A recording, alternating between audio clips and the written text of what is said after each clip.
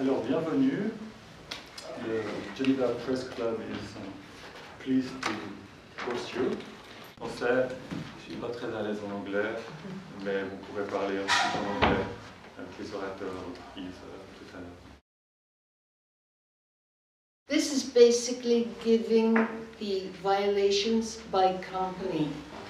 What we have done for today for the press is an overview, and the difference between the two is that the overview explains more what kind of promotion is not allowed by the code. So advertising to the public, samples in hospitals, that kind of thing. But this one goes into what each company has done in violation of those rules. That's one thing. Looking also, while we compiled this report, which took the best of last year, was looking at the trends. What are companies doing now in marketing? And we found that the biggest problem now is the use of claims. Allégation en français. I don't like the French translation very much, but claims saying that we have now added bifidus, we have now added DHA, and therefore your child will be seeing better, or digesting better, or whatever, crazy improvements in health. So it's health and nutritional claims. That's one big problem. Another one that continues to be a big problem is really the way they're targeting health workers, especially through sponsorship. You know, taking people out for lunch, having nice presents, and many other things like that. Bigger ways also.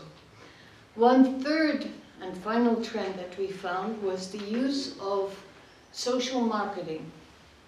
The use of baby clubs, the use of websites for mothers, because more and more mothers now rely on websites for their information, nutrition information, product information, and so on. So the websites do a lot of promotion. There's also the real social marketing is happening in cases where companies give mothers samples so that those mothers on their blog sites can advertise the product. I've talked to several mothers who had received the Les Petits Pots, for example, the small glass jars, and saying, you can get this in exchange for recommending it to your friends on the internet. So that's a new way of using the thing. The line between information and promotion is sometimes very thin, but we believe that on the whole, we have been very careful not to make any mistakes. This is at least the 5th time we produce a massive report like this.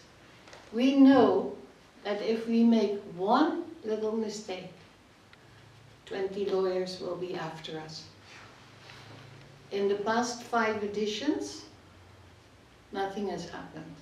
So I'm quite confident that this book also justifies its presence and is legally accurate, has been examined. We've dismissed a number of violations that were sent to us because we have to rely on volunteers sending the information to us. So we can't accept what we cannot verify. So that's one other important thing.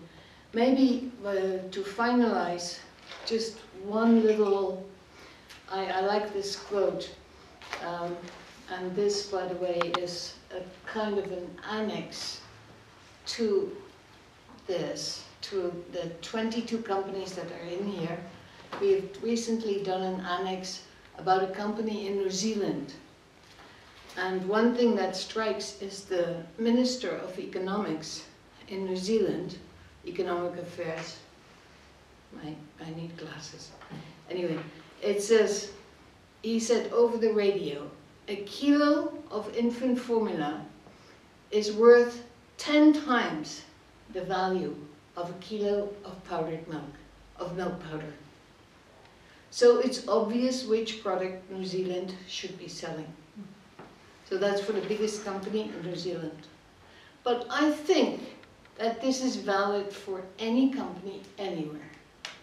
10 times the value of powdered milk by just adding some ingredients and calling it infant formula, calling it substitut alimentaire.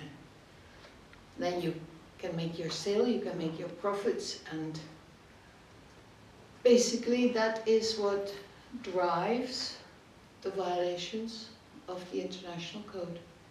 I think I'll stop there and leave my colleague to go into some specifics. Thank you, and thank you for the invitation to speak here.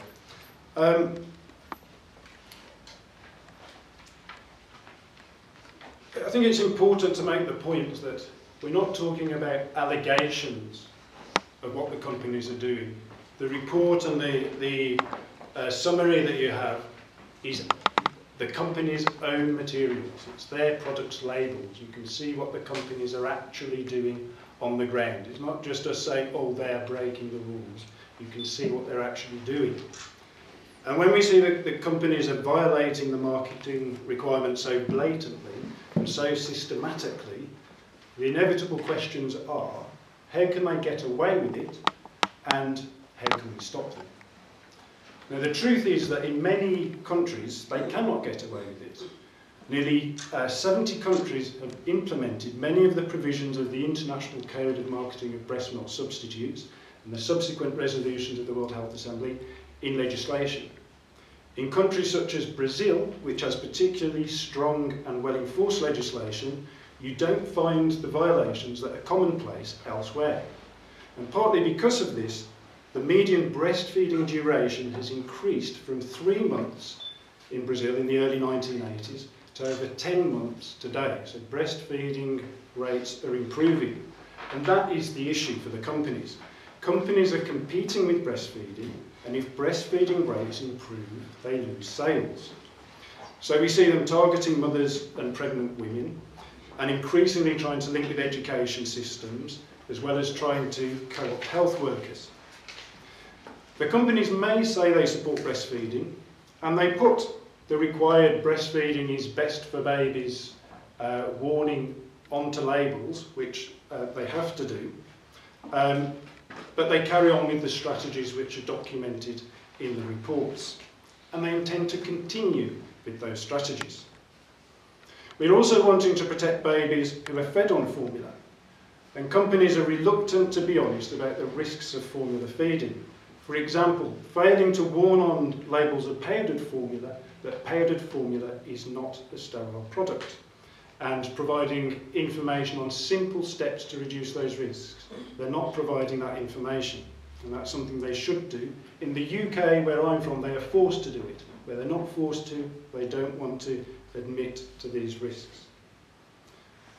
Nestlé, which controls 29% of the global baby food market, according to industry analysts Euromonitor, responded to the report last week. We still need to fully analyse what they've said, but in summary they said they only need to take remedial action over 4 of the 130 violations they counted in the report. They have dismissed the rest of the violations as not being valid. So that's just 3% of the violations. In our view, Nestlé is the worst of the baby food companies, and that's why it's targeted with a boycott. According to an independent survey, Nestlé is one of the 4 most boycotted companies on the planet. And the boycott is to give executives a financial incentive to abide by the code, because if they change their practices and abide by the code, then the boycott would be called off. And we put a plan to them for achieving this, which they've rejected. Nestlé's refusal to change in response to the report is going to further fuel the boycott. And we're going to be raising this at a demonstration we're holding in the UK at Nestlé's corporate headquarters on the 21st of May, a week on Saturday. Danone, it also features prominently in this report. It jumped to second place in the global market with the acquisition of the Numico brands in 2007. These are Nutricia, Malupa, Cowan Gate, and other brands. Now, Danone promised us a root and branch review of those companies' marketing practices after the last monitoring report. And we're disappointed to see that 3 years later, in the 2010 report, there are so many violations from Danone brands. So you may ask, why is there no Danone boycott? And that is a good question, and it's one we are considering, whether it is necessary to focus the minds of the executives of Danone by some sort of consumer action.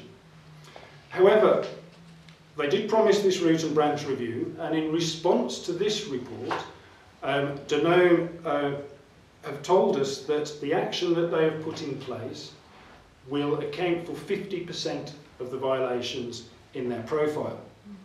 That's its own assessment, and we need details of it, but it's welcome that Danone accepts 50% of the violations in the report need to be stopped.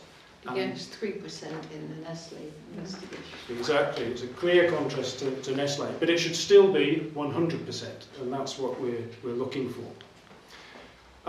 In addition to this, Danone has also told us that it will remove the immunofortis claim that you will see in the report, and it's featured here in the summary, the examples from around the world, how they rolled out this logo with an immunofortis claim. They've said they're going to remove that claim. So I think this shows the great value of doing this sort of monitoring exercise, exposing the violations and putting pressure on the companies to change. And I applaud ICDC for its hard work in coordinating this project and bringing the report together. I know it's a great deal of work. That said, it's not our job to do the company's work for them. Both Danone, Nestlé and the other companies should ensure their practices at every level comply with the provisions of the code. It says that in Article 11.3. We shouldn't need to constantly cite examples of violations to them. They all could and should do better. And really Nestlé couldn't do much worse than it is doing. While Danone is removing the immunofortis claim, Nestlé is defending this logo, which it's introduced on labels in 120 countries, claiming that its formula protects babies. So we need to increase the pressure on Nestlé. This is a clear violation of the marketing requirements, and it should be removed. And this brings me to my final point. What should the UN and the international community be doing about this? Nestlé is a leading member of the UN Global Compact, and it was a patron sponsor of the 10th anniversary celebrations held by the Global Compact in New York last year. All this was happening while we had been pursuing a complaint against Nestlé under the Global Compact integrity measures. So there are certain provisions companies that sign up to should be following, and under those they should be abiding by the marketing requirements. When we reported them, the Global Compact Office said it prefers to promote dialogue. It's in its power to review a company and exclude it if it's breaking the provisions. Well, we're in dialogue with Nestlé, we're in ongoing correspondence, and we asked the Global Compact Office to look at what Nestlé is saying and how it rejects these reports of violations. That has not yet happened. The Global Compact Office says it prefers to keep companies inside the voluntary initiative to learn from their mistakes. Well, Nestlé's made plenty of mistakes, but it just seems to have learned to use the Global Compact as public relations cover to divert criticism. We've also tried to use the OECD Guidelines for Multinational Enterprises, another voluntary initiative to promote corporate responsibility, but we have the same lack of progress. So to conclude, these companies get away with as much as they can get away with because they put their own profits before infant health and mothers' rights. Legislation is needed to stop them. Where that does not exist or is ineffective, we need international measures, and we call on the international community to revise or replace the UN Global Compact system. This voluntary initiative is not only ineffective on this issue, it's more of a problem than a solution because of the way it's exploited by Nestlé.